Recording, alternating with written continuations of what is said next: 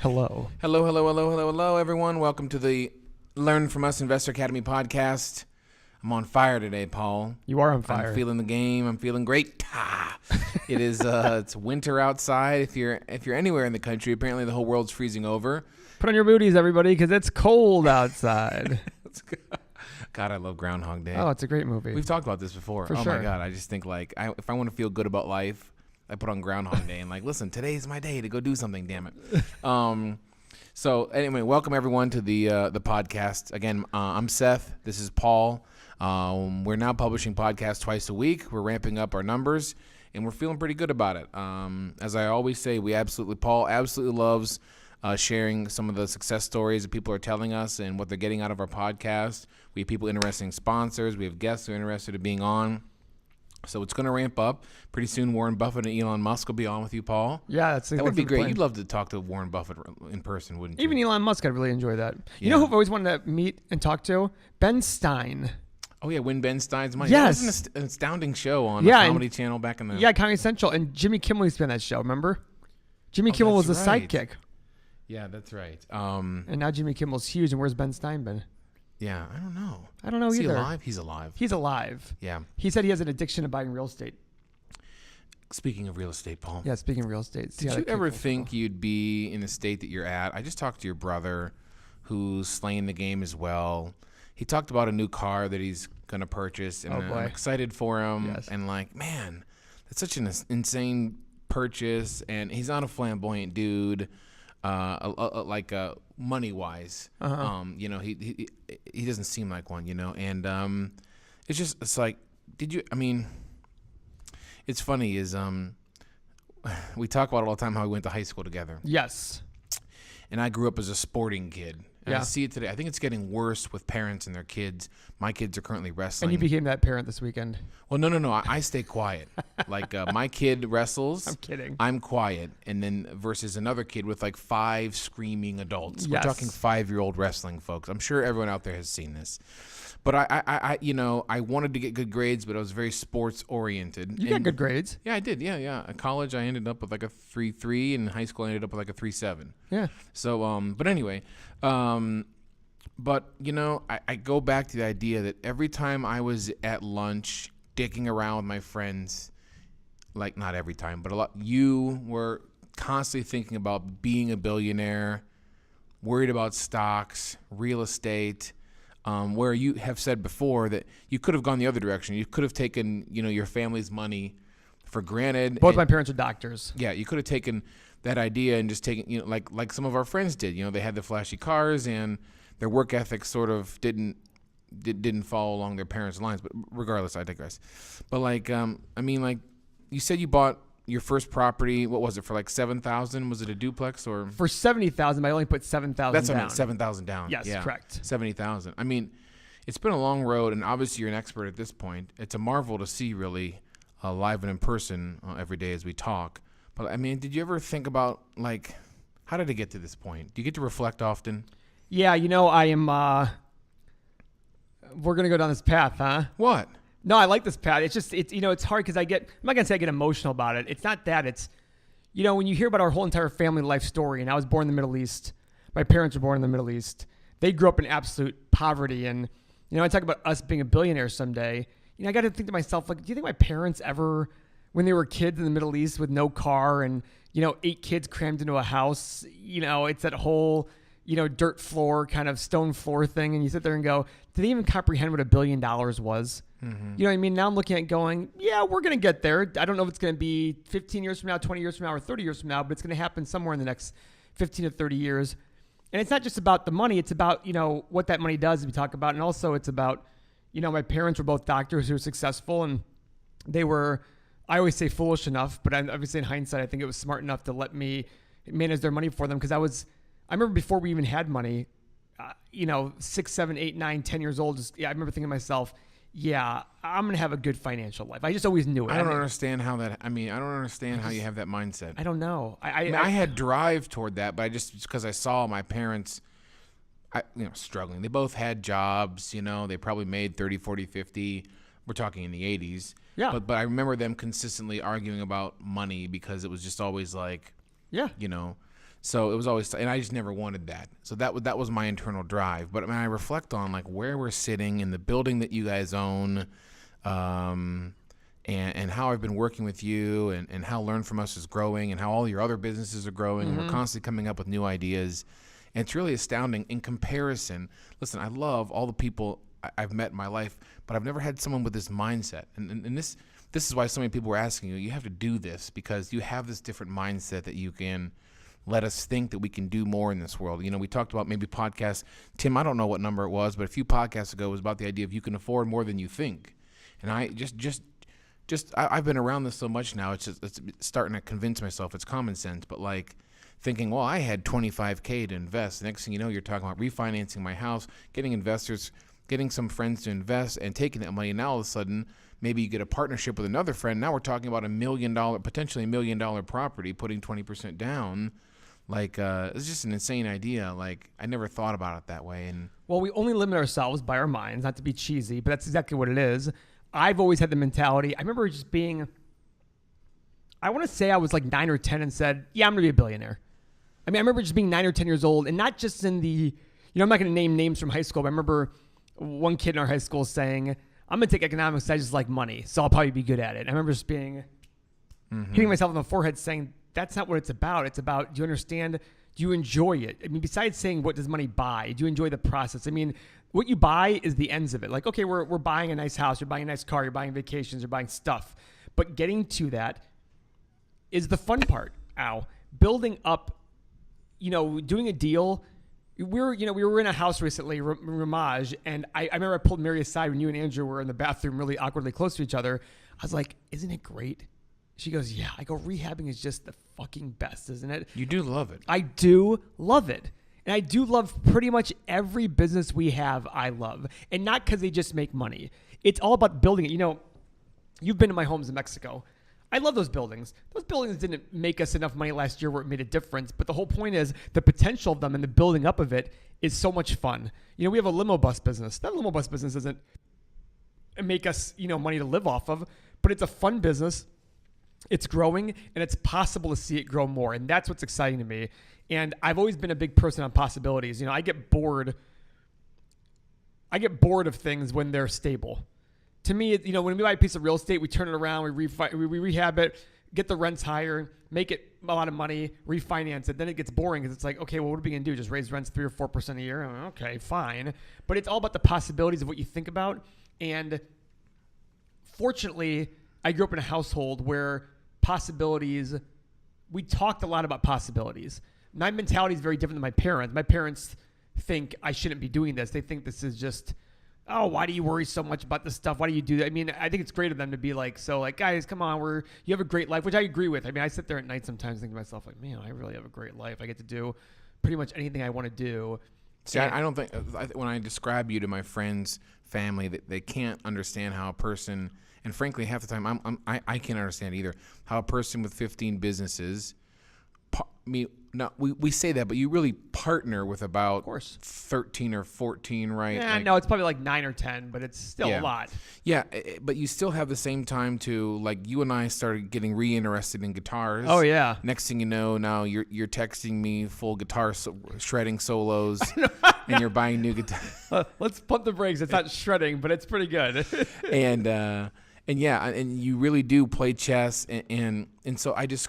and read books all day. I love reading books. And so I describe to people, like, I think I have also gotten this way. Like, so if anyone, I guess I don't ever really say this, but actually my wife and I have, I would say, one of the most successful wedding photography businesses in the country. I found out what the average wedding photographer is making out there.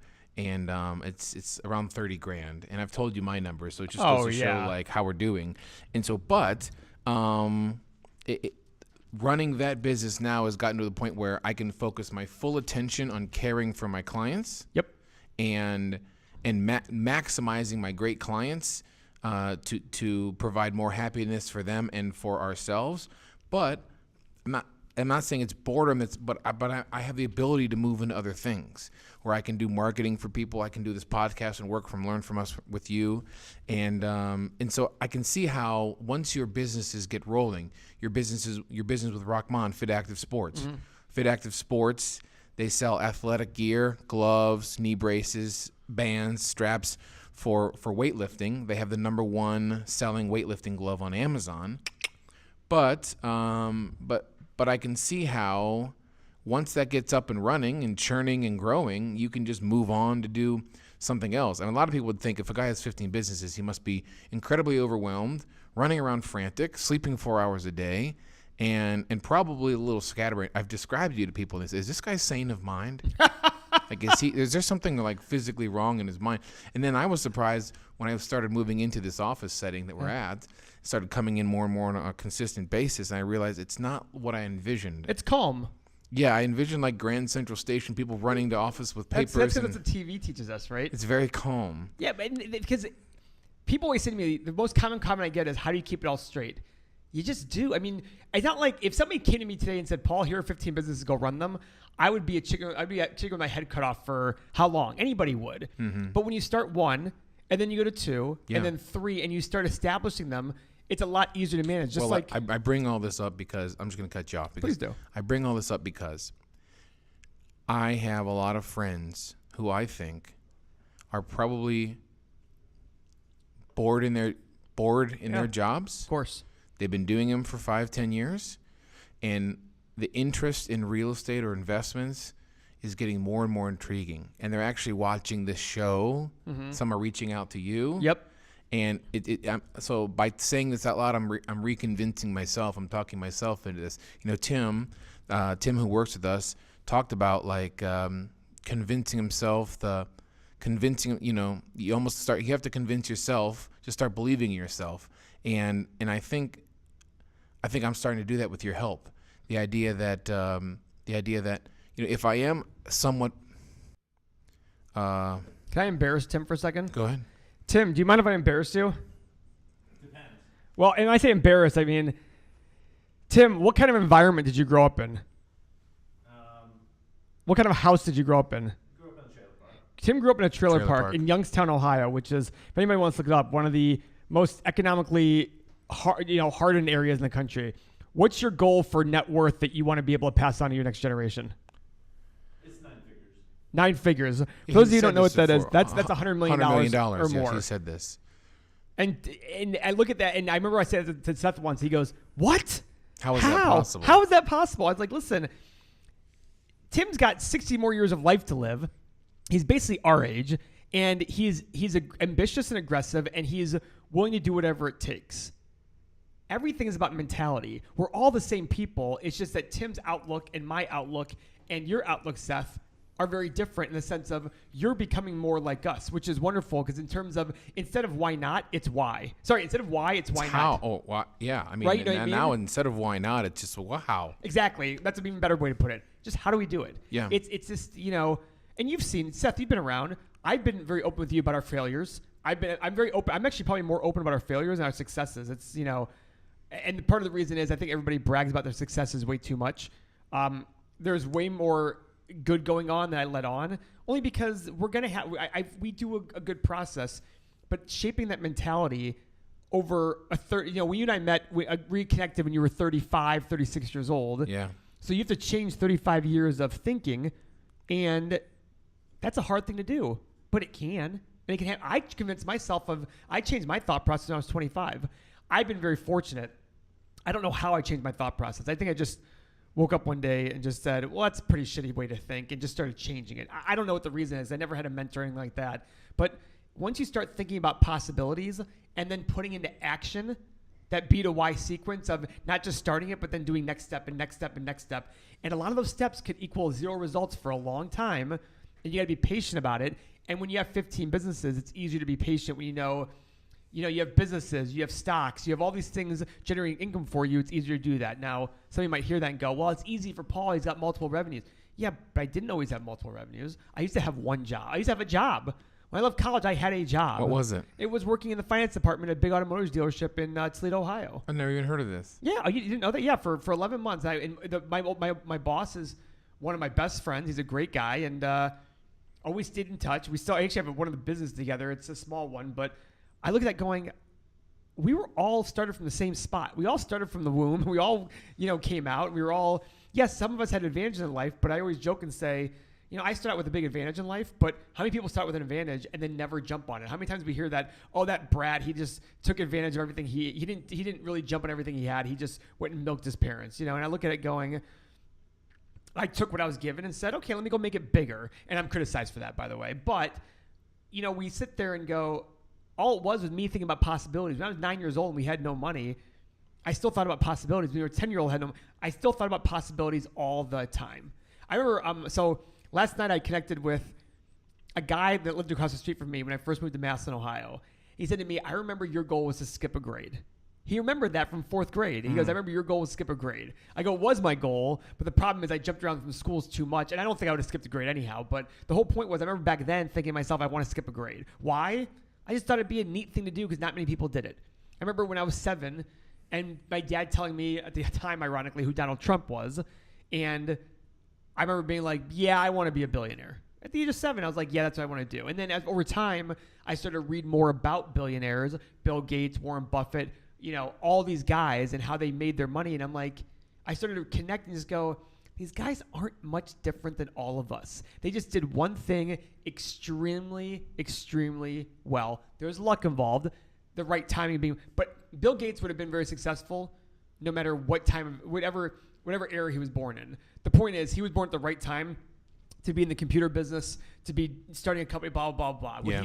Would he be a billionaire again? Probably not, but that's not the point. The point is, he would still have been very successful. You get really fired up with real estate. I mean, I love it. Even like a little like small house that just got redid.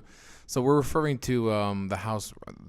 We did an on-location shoot in Ramage, a small house in Shaker Heights.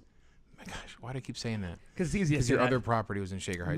Maple Heights. So Ohio. There's a 3-part series on YouTube, on our YouTube channel about Paul first walking into this war-torn dump of a house. Smelled like dog urine. Yeah, and we did a checkup and we did the final walkthrough today, and it just looks stunning.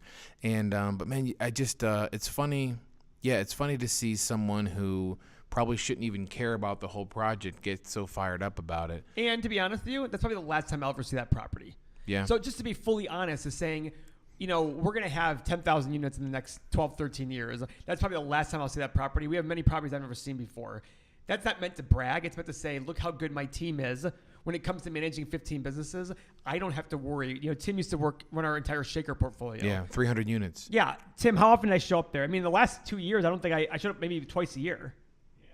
And, some people would sit there and say, that's irresponsible. The owner should have it. No, the owner should have really good people in place that I can trust and say, Tim, what's going on here? And the fact that we were, over a 3-year period you worked with me there, if he was trying to mislead me, it would have come to fruition. I would have seen it within 6 months. Some things would have happened where I said, listen, Tim's not the right guy. And we would have done more digging and said, okay, here's what happened. But I found good people. And guess what? It's hard to find good people, but that's how you manage 15 businesses. For my personality, Seth, I need to be doing lots of things.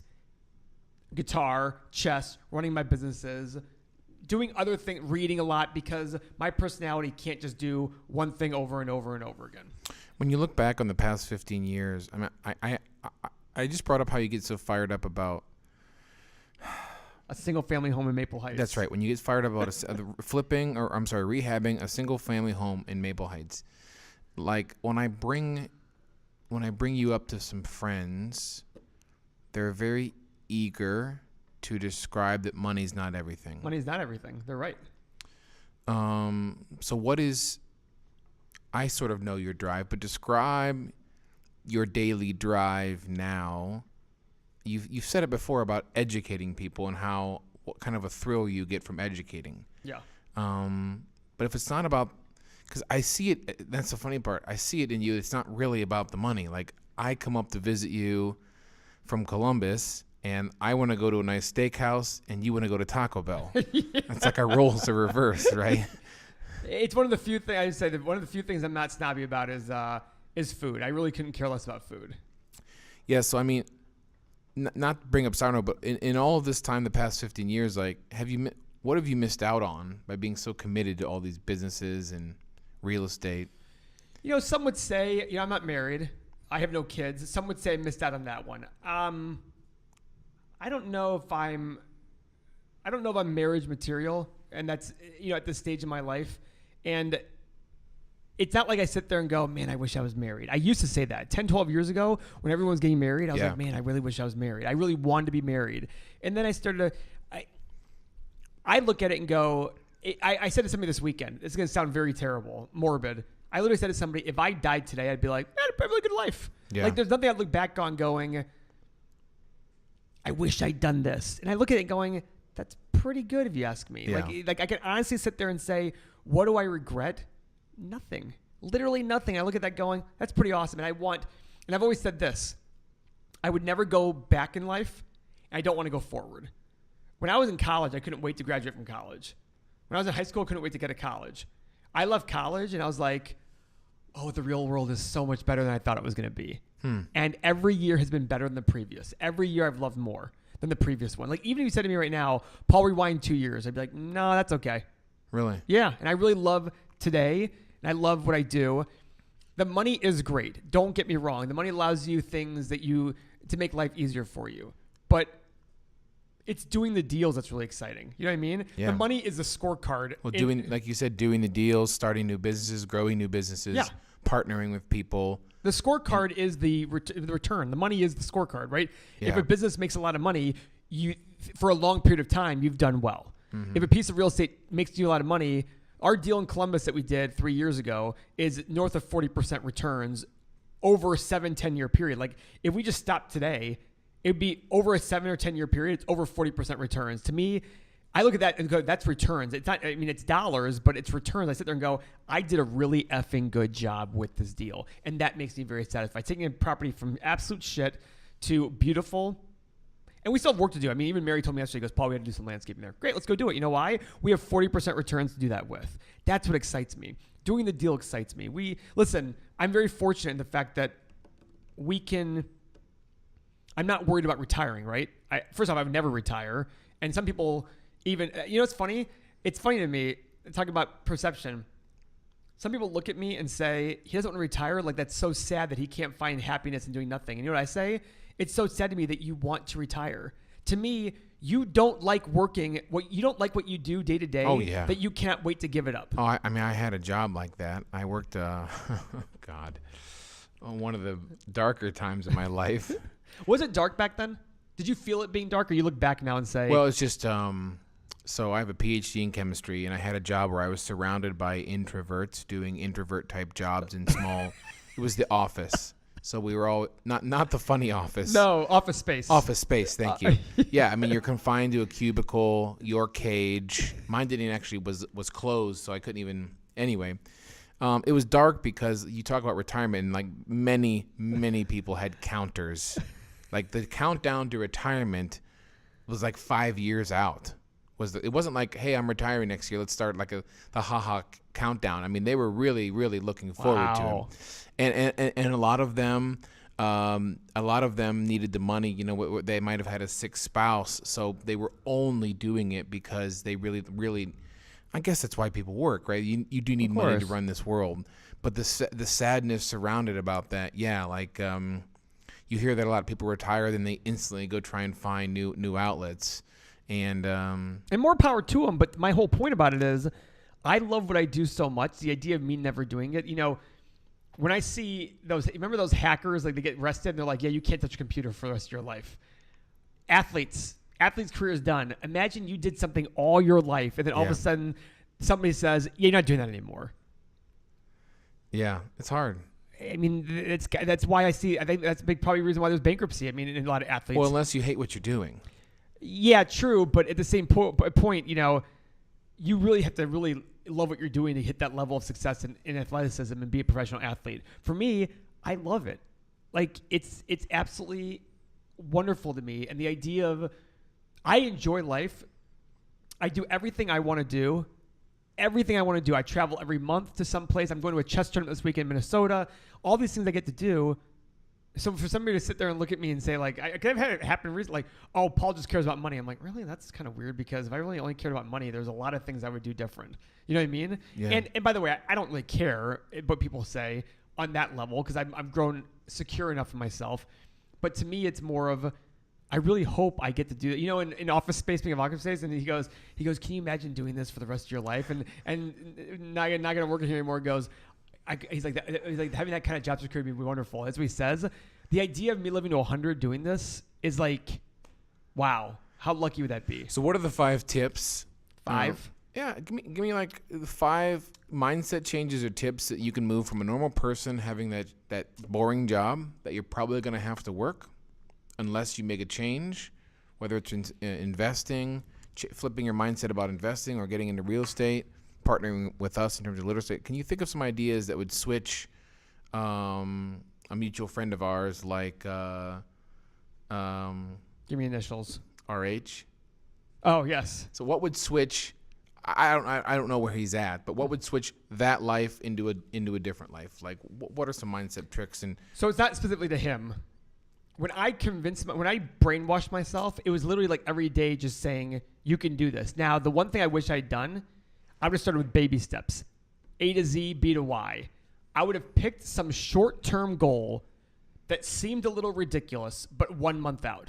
Something crazy like, let me go lose 10 pounds. I know that sounds, what does that have to do with business? It's not about having to do with business. It's about, can I commit myself to doing something that I don't think I can do? And just sit there and say, how bad do I want this? At the end of the day, because losing 10 pounds is not, if you said, I want to lose 100 pounds and you weigh 170, okay, that's just ridiculous. You're going to die. But say, I want to lose 10 pounds in the next month or so, how committed I am to showing myself that I can do something. If you can do that, pick another goal. If you can't do that, you just got to remember, okay, you're just proving right there that you're not willing to do. The budget thing, I'm going to bring up the budget thing over and over. Sure. When at first you weren't doing the budget, I remember thinking to myself, like, does he really want it bad enough? Does he want to get this budget in place bad enough? Does he want to know? And you end up doing it. I'm like, okay, he obviously wanted it bad enough. But it's no different than anything else. That's why I now. surprised myself, actually. And that's great. But guess what? The next time something like that happens, you're not going to be like, well, I did the budget. I can do this. Yeah. It's not about, it's about saying I can do something. I don't care what that is. It's about getting something done. That is what matters. And when it comes to a big goal, every big goal is made up of a ton of small goals along the way. That's it. So set some goal. You sit there and say, well, I did this. You know, a good friend of mine, our designer in house, Lisa, her son and I were very close. He was 9 when I first met him, and I helped him through school. And he went from not very good grades to all A's and B's. And I remember the first time we went from not good grades to an A, and then it fell back. He goes, oh, man, he was so down. I go, well, did you do it once already? He's like, well, yeah. I'm like, so let's go do it again. Mm-hmm. And he was down, and guess what? He did it again. And then he started to see, I kept repeating over and over, Daniel, when you get a bad grade, it's because you didn't learn the material well enough. It's because you didn't do this, this, and this. The first time, didn't click. The second time, didn't click. Third time, fourth time, all of a sudden, it's like, okay. Like, I think he started to get it like, yeah, I just need to study. I need to give it an effort. But when you're young and don't understand that, and even when you're adult and you never learned that when you're younger, all you think to yourself is, above average success is for other people, not for me, right?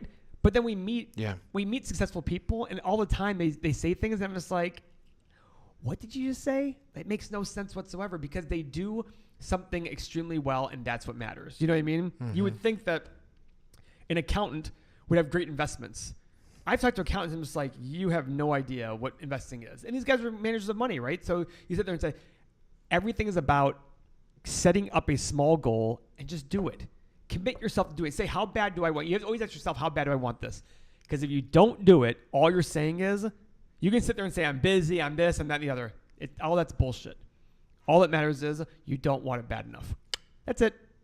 And I just sit there, and I'm very honest with myself now. How many times have I tried to learn Spanish in the last 4 years? You told me this, yeah, because we go to Mexico, and we'd love to talk to the staff more, but our Spanish holds us back. You're much better than I am. I've gotten better at Spanish. I wanted to be fluent.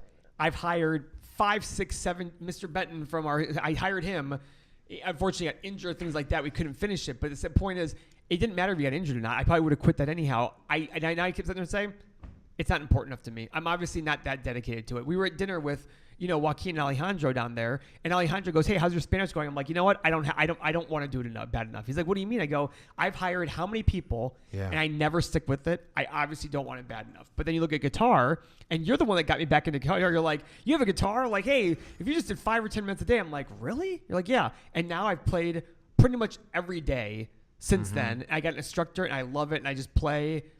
That stuck with me. Chess stuck with me. I want it bad enough. I wanted success bad enough. The same token, to speak of it though, being a billionaire, I'd like to be a billionaire. But I'm now the mindset of, is that really necessary? If I don't hit it, but I live a great life and I hit the returns I want to hit on smaller deals, I'm okay with that. Before, I wasn't okay with that. And that's part of my growth as a person, saying, listen, I want to be a billionaire and I should be able to, but I'm not willing to do bad deals in order to get there. I'm not willing to do shaky deals. So if I never do a deal ever again because all the deals are shaky, I'm okay with that. I'll be fine. I have the luxury of saying that, but that's me not hitting a goal of mine, but sitting there saying, yeah, but I want to hit the goal in the right way, right? I think one of your goals with Learn From Us, you consistently keep bringing up, is we don't want to be those cheesy salesmen, the Grant Cardones of the world, who are, I think, throwing the fame and fortune and jets in your face and telling you it's going to be that simple. If you just buy their stuff, buy their $197 package, that'll get you going. I think you're looking for, what we describe, the true partnership with people out there, the one-on-one, not for the masses partnership of people who are looking to take their everyday life and get a side hustle. Get a side hustle in the evening. If you have some money to invest, it's going to take some money, of course, but partnering with you guys and getting going, it's very exciting, man. I just, you've convinced me the ideas like when my best years are going to be my 40s, my most profitable years are probably going to be 50 to 60. And, if we stay healthy, we can live upwards of 90 because the way medicine's going to evolve. I think, we should all be able to live to 100. Yeah, you're very confident of that. I don't even see, I think mathematically it's just, it's incredible that when your parents had you, what's medicine like since we were in high school? When we were in high school, when we started high school, you got AIDS, you're dead. 100%. Yeah. 100% guaranteed. Now you get AIDS, they can keep it so suppressed in your system that you can't spread it. Yeah. We're talking about 22, 23 years. Yeah. 22 years before AIDS, you could get polio and not be able to walk for the rest of your life. In 1978, they're like, oh, bye-bye polio. Nobody's going to have it anymore. I mean, completely eradicated. Now, I don't know I think there's some polio around in other countries, third world countries. But the whole point is we're talking about medical advances. We're 37, 38 years old. 30 years from now, we're still not old. I always tell people 75 is the old number. At 75, you can say I'm old. We'll be 67, 68 in 30 years. Imagine what medicine's going to be like then. So you were talking about, you talk about getting old and, you talked about how you just said to me that no person in the world probably on their deathbed would say, you always hear the adage, no person would say, I wish I went to work more. Yeah, I wish I worked more. I wish I worked more. But you brought up the idea of investing. What did you say about? I've never heard anybody ever say to me, I've always heard people say, I wish I'd started sooner. I wish I'd done this. I wish I'd tried this. Yeah. I've never heard anybody go, even the ones who made mistakes, even they said, well, I gave it a shot. They've always sat there and said, I gave it a shot. Now, we're here to make that I gave it a shot. Hey, I'm glad I did that soon. But everybody's always giving a reason not to start. And I'm always like, name me one person who's like, boy, I'm really glad I waited a lot longer to save more, to go invest in that thing. It's like, now, I'm not sitting there saying, go do it tomorrow frivolously. That's why we're here to help. But don't sit there and wait. Why? At least go learn. Yeah. Why are you wasting your time? Nobody's ever said, every single adult I've ever met who started later in life to save said, why didn't they teach us this in high school? Yeah. So I'm sitting here telling you, why. I want you to sit there and say, why didn't they teach us real estate in high school? So my 8-year-old has $1,000 saved up. Oh, wow. Now he also owns one Tesla stock that he bought at $300 with birthday money. Oh. But so I did the math, and I'm sure you probably know this off the top of your head. Can you, what do you think $1,000 over 60 years of compounding interest is? 8%. 8% doubles every 9 years. So 6.5 doubles. So 2 to the 64. It'd probably be like, so that's 64,000 and then 8% for 60 years. Yeah, so we're talking about $80,000 probably. Now, I thought it was much more than that. no, if you add $1,000 in every year, also, okay. that's the big thing. But the $1,000 and that's it. And I'll just do it right here. Yeah, I think I told him the moral of the story. I think I told him, like, look, say you took this 1,000 and invested it, and every year only put in 100. Say 100, Paul. It's $100,000, by the way. Yeah. Yeah, $100,000 and that $1,000 becomes $100,000 in 60 years. And boy, you should. No one told me that till I was 27 years old. Yeah, isn't that incredible? Like what the power of money, in investing. I know. And by telling an 8-year-old to see his eyes light up about how much money that could be, he has no concept of money. I mean, but you're starting the right thing of saying, put a little bit away if they get in the habit of saving, it's going to do astronomical. I want him to. I mean, I have no clue what's in the future for my wife and I, but I want my kids to like you're saying. I want them to be able to buy. Their side hustle while they're at college is in the evenings. They're going to buy a house for $8,000 to $10,000 when they're 18, and if it takes them 2 years to flip, we're going to hammer and we're going to nail it and get it done. And I can't wait, man. So it's great. I get equally fired up about those little flips and I tell the kids whenever teaching the process. When I teach at high school, I always tell them $7,000 a year will get you $7 million when you retire. And they're like, how? I'm like, it's called compound interest, kids. It's the way it works. And it's great that your kids, real estate's a great way to get a 12% is shitty return in real estate in terms of like on a flip. I mean, that's bad. Yeah. That's too skinny. And you're in the history of the stock market since 1871 with dividends is 9.9%. And that's good. So, real estate's a great, plus it's tangible. He's going to enjoy that. I mean, of course they enjoy it if they enjoy it, but nobody ever regretted started saving earlier. I've only heard people say, like, I regret I didn't save more. Yeah. That's it. Yeah. A lot of people might say they didn't have the power to save, which That's an I excuse. didn't really. Oh. Of course it's an excuse. Yeah. I mean, I guess so. Looking back. Of course it is. Everybody has ways to save more money. Mm-hmm. I don't care how much money you make. You have ways to save. If you think I'm wrong, give me a call. Be honest with me about all your spending. Give Paul, it's 1-900-MIX-A-LOT. Yeah. Is Paul's personal cell phone number. Call me. I will personally look at your budget and I'll find at least 5 or 10% to strip out that you could easily do without even saying. Talk about your budget. Last podcast we did my budget. So, moral of the story was I figured out that my family, we spend between $6,000 and $7,000 a month. That's what leaves us. That's savings and tuition and all this stuff. And over the past 2 weeks, I've cut out $2,000 of just stuff that probably, it ended up being like one of my major purchases is finally paid off. And I'm moving some marketing dollars away from my photography business into something else. But that wasn't working. It wasn't working, yeah. So, but it's astounding, it's just astounding because you told me for months just to do it, and I delayed, and then I figured out how to cut $2,000. In fairness, it wasn't months; it was like weeks. So he's beating himself up a little bit, but still, yeah. The whole point is, I don't want you to beat yourself up over it. The whole point is, we all find ways. I still look for ways. I sit there and go look at my QuickBooks file for my personal spending. I do QuickBooks. I do personal spending in my QuickBooks. I'd be like, really? I spent that on that? Like that was stupid. Well, you got the $80 for tanning. You have the Brazilian bikini watch, which we talked about in. I have my eHarmony, Match.com, Tinder, all those grinder apps and all that stuff. Do you have an eHarmony? I do not have any of those. It'd be really fun to set eHarmony is very religious. Oh, it is. That's the reason why I want to do it, just to be. That's why Tim met his wife on eHarmony. I'll be darned. But back in the day when it was like very, very small.